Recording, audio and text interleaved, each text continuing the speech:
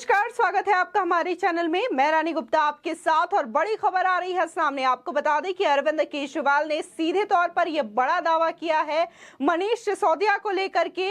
दरअसल उन्होंने कहा है कि मनीष सिसोदिया 2-3 दिनों के अंदर जेल जा सकते हैं।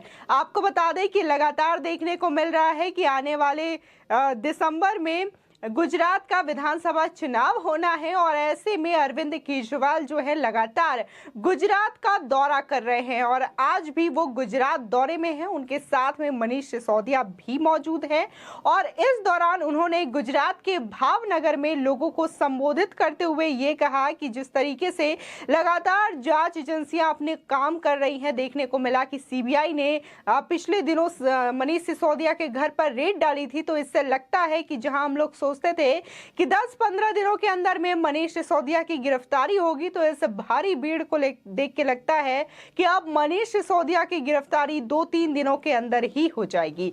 आपको बता दें कि पिछले दिनों देखने को मिला था कि दिल्ली की न्यू एक्साइज पॉलिसी को लेकर के हुए घाटे को लेकर के मनीष सिसोदिया जो कि दिल्ली के उप मुख्यमंत्री हैं, उनके घर पर सीबीआई के द्वारा छापा मारा गया, जिसके बाद सीबीआई ने 15 और अन्य लोगों के खिलाफ एक एफआईआर दर्ज की, जिसमें कि मनीष सिसोदिया को मुख्य आरोपी के तौर पर पेश किया गया। इसी के साथ ही 14 अन्य लोगों के भी नाम शामिल हैं। इसी के साथ ही देखने को मिला कि कई सारे डॉक्यूमेंट्स भी सीबीआई ने बरामद किए।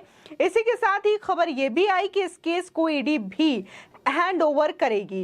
इसी के साथ ही देखने को मिल रहा है कि लगातार जिस दिन की गिरफ्तारी की बातें सामने आ रही है, सीबीआई ने जब से मनीष सिसोदिया के घर पर रेड डाली है, तब से लगातार बीजेपी और आम आदमी पार्टी का एक दूसरे पर वार पलटवार का सिलसिला जारी है, जहां देखने को मिला कि सीबीआई रेड के दिन बार बार अरविंद केजरीवाल ये कहते नहीं थक रहे थे कि मनीष सिसोदिया जो है वो सबसे अच्छे शिक्षा मंत्री हैं, वो बेस्ट शिक्षा मंत्री हैं। और वहीं बीजेपी बार बार ये कह रही थी कि आज जो चीजें हो रही है, आज जो सीबीआई की रेड की गई है, जो कार्रवाई हो रही है, वो शिक्षा पे नहीं बल्कि आबकारी नीति के तहत हो रही है। यानी कि आबकारी नीति के तहत जो दिल्ली के राजस्व को 144 करोड़ का घाटा हुआ है, उसके लिए ये रेड हुई है, ना कि शिक्षा में हुए घोटालों के लिए। तो इसलिए अरविंद केजरीवाल को आबकारी नीति में हुए घोटालों के बारे में जवाब देना चाहिए। मनीष सिसोदिया से जुड़े इनके किरदार क्या है आबकारी नीति में, इसका जवाब देना चाहिए, ना कि बार बार उस न्यूज़पेपर को दिखाना चाहिए, न्यूयॉर्क टाइम्स के न्यूज़पेपर को दिखाना चाहिए, जिसमें कि ये बातें छपी है कि मनीष सिसोदिया और दिल्ली के एजुकेशन मॉडल के बारे में। इसी के साथ ही अरविंद केजरीवाल ने इस दौरान ये भी कहा कि मैं दुनिया के सबसे बेस्ट शिक्षा मंत्री को अपने साथ लाया हूं, मैं मनीष सिसोदिया को अपने साथ लाया हूं, ये उन्होंने गुजरात के भावनगर में कहा। इसी के साथ ही अरविंद केजरीवाल ने कहा कि मनीष सिसोदिया दिल्ली और दुनिया के सबसे अच्छे शिक्षा मंत्री हैं।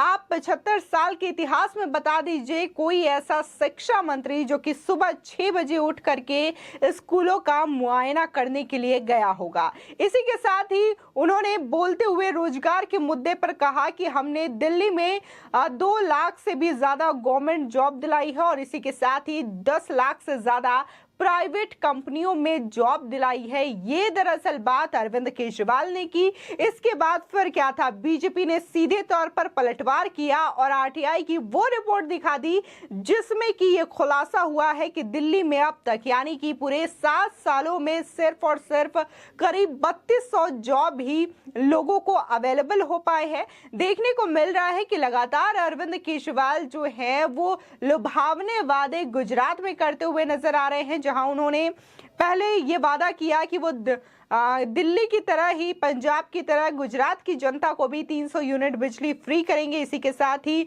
वहां पर बेरोजगारों को 3000 रुपए बेरोजगारी भत्ता देंगे और अब वहां के युवाओं को लेकर के रोजगार के लिए भी वो वादा करते हुए दिखाई दे रहे हैं। और सीधे तौर पर उन्होंने ये झूठ बोला कि जिस तरीके से दिल्ली में उन्होंने 10 लाख जॉब दिलवाई है युवाओं को, वैसे ही वो गुजरात में भी दिलाने की कोशिश करेंगे। लेकिन बीजेपी ने इसका भी पोल खोल दिया और ये आरटीआई रिपोर्ट सामने पेश कर दी कि कैसे दिल्ली में 7 सालों में सिर्फ और सिर्फ 3200 के करीब युवाओं को ही रोजगार मिल पाया है।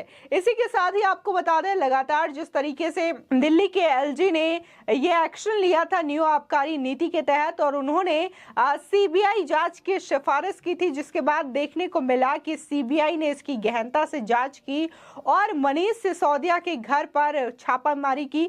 इसी के साथ ही इसमें शामिल अन्य आरोपियों के यहाँ पर भी सीबीआई ने रेड डाली थी, और इसी के साथ ही लगातार ये सिलसिला जारी है। और जहां देखने को मिला कि सीबीआई की रेड के दूसरे दिन बाद मनीष सिसोदिया प्रेस के सामने आते हैं, मीडिया के सामने आते हैं, और वो सीधे तौर पर ये बोलते हैं कि ये सीबीआई की रेड वगैरह कुछ नहीं है, न्यू आबकारी नीति कुछ नहीं है। असल में जो लड़ाई है वो 2024 को लेकर के मोदी वर्सेस केजरीवाल होने वाली है। बीजेपी डर चुकी है, इस वजह से वो इस तरीके की चीजें करती हुई दिखाई दे रही है। इसी के साथ ही देखने को मिला था कि कल सीधे तौर पर मनीष सिसोदिया ने यह भी कहा था कि गुजरात चुनाव से पहले मेरी गिरफ्तारी होनी तय है। लेकिन अब देखने को मिल रहा है कि अरविंद केजरीवाल ने एक बड़ा दावा कर दिया है और ये कह दिया है कि मनीष सिसोदिया की जो गिरफ्तारी है वो अगले 2-3 दिनों में ही हो जाएगी। इसको लेकर भी लोग सोशल मीडिया पर सवाल खड़ा कर रहे हैं और ये कह रहे हैं कि क्या अरविंद केजरीवाल चाहते हैं कि मनीष सिसोदिया की जो गिरफ्तारी है वो 2-3 दिनों के ही अंदर हो जाए। यानी कि देखने को मिल रहा है कि अरविंद केजरीवाल ने पहले भी सत्येंद्र जैन को लेकर के बातें कही थी, दावा किया था कि उनकी गिरफ्तारी हो जाएगी। फिलहाल वो इस वक्त जेल में मौजूद हैं। इसी के साथ ही उन्होंने मनीष सिसोदिया को लेकर भी ये कहा था कि उनकी भी गिरफ्तारी तय है। हालांकि अभी जो है वो केस बनाया जा रहा है, ऐसी बातें उन्होंने कही थी। लेकिन देखने को मिल रहा है कि अब मनीष सिसोदिया और आबकारी नीति में जो घाटा हुआ है दिल्ली के राजस्व को, उसको लेकर के मनीष सिसोदिया की गिरफ्तारी तय मानी जा रही है। ऐसा भी सामने आया है कि जो कागजों में फेरबदल किया गया है उसके तहत मनीष सिसोदिया को जेल हो सकती है, 7 सालों की जेल हो सकती है, ऐसी बातें भी सामने आ रही है। और इस बीच अरविंद केजरीवाल का यह बड़ा दावा करना कि मनीष सिसोदिया की गिरफ्तारी 10 दिनों में नहीं बल्कि अगले 2-3 दिनों में हो जाएगी, तो ये सवाल खड़ा करता है कि अरविंद केजरीवाल क्या खुद चाहते हैं कि मनीष सिसोदिया की गिरफ्तारी जल्द हो जाए। इसी के साथ ही देखने को मिला कि कैसे मनीष सिसोदिया ने कहा था कि हम सीबीआई जांच का समर्थन करते हैं, सीबीआई का हम स्वागत करते हैं। लेकिन दूसरी ओर देखने को मिला था कि कैसे वो अपने जो उनके तमाम कार्यकर्ता और विधायक थे वो उनके घर के बाहर खड़े हो जाते हैं, प्रदर्शन करते हैं, हंगामा करते हैं, नारेबाजी करते हैं, जिससे कि सीबीआई को इस कार्रवाई में मुश्किलें उत्पन्न करने की कोशिश की जाती है, जिसके बाद पुलिस ने उन्हें डिटेन कर लिया था। हालांकि इसके बाद भी देखने को मिला कि कैसे अब मनीष सिसोदिया खुद को महाराणा प्रताप के वंशज कह रहे हैं और ये भी कह रहे हैं कि हम सिर कटा सकते हैं लेकिन भ्रष्टाचारियों और करप्टेड लोगों के आगे झुक नहीं सकते। ये दरअसल मनीष सिसोदिया का कहना है। इसको लेकर भी भाजपा लगातार हमलावर है और उन्हें घेरती हुई नजर आ रही है। देखने को मिल रहा है कि लगातार आम आदमी पार्टी दिल्ली के बाद पंजाब में जहां जनता को लुभावने वादे दिए और उसी के साथ ही अब पंजाब की स्थिति लोगों के सामने है कि कैसे वहां पर जो भगवंत मान वहां के सीएम बने हैं, किस तरीके से वहां पर राज्य को संभाल रहे हैं। लगातार खालिस्तानियों का प्रदर्शन, नारेबाजी, ये सारी तस्वीरें सामने आ रही है। वहां पर खुले तौर पर गैंगवार देखने को मिल रहा है कि, और इसी के साथ ही देखने को मिल रहा है कि कैसे सिंगर तक की हत्या वहां पर खुलेआम कर दी जाती है। इसी के साथ ही अब अरविंद केजरीवाल गुजरात जा रहे हैं, गुजरात का बाकायदा वो दौरा कर रहे हैं। चुनाव से पहले वो अपनी पैठ बनाना चाहते हैं। लेकिन देखने को मिला था कि 2017 में भी उन्होंने यही कोशिश की थी, लेकिन 2017 में गुजरात में उन्हें एक भी सीट नहीं मिली थी।